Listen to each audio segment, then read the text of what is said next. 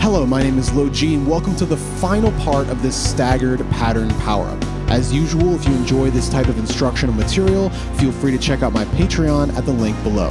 Before we begin the final backing track that will run from 90 to 170, we need to make sure that we are smoothly and cleanly connecting both of these parts.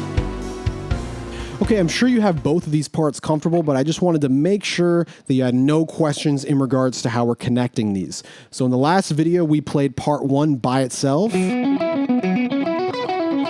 we played part 2 by itself. Of course, now in this final video, we're going to connect them, which will sound like this,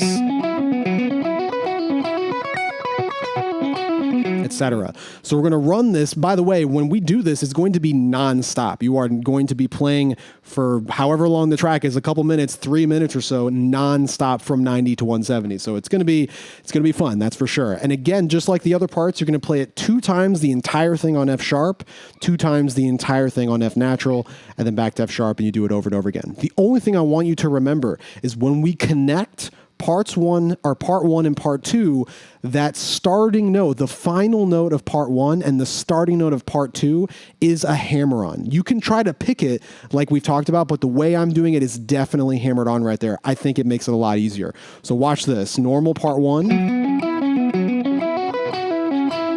Hear that hammer-on? That's how we ended part 1 when we practice it. That's how you're going to continue into part 2. So notice that. There's the hammer-on. Okay, so really important little tiny thing you want to make sure that you're doing, because I think it flows pretty well. So pretty much all I have to say. So let's get on to that final track. Again, 90 to 170.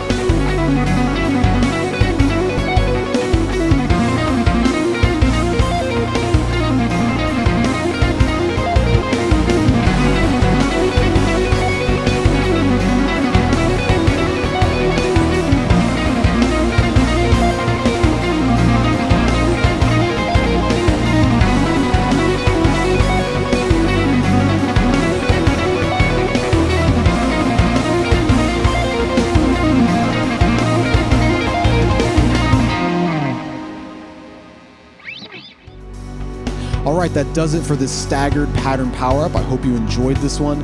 I find patterns like this to be a really easy way to add some new life into a figure that you've already been playing. Maybe it's an arpeggio shape or a scale figure that you really like. Applying these patterns is super easy, and it will always make the idea sound like something new, even though the core material is still the same. As usual, if you guys enjoy this type of instructional material, feel free to check out my Patreon at the link below, and I'll see you all in the next one.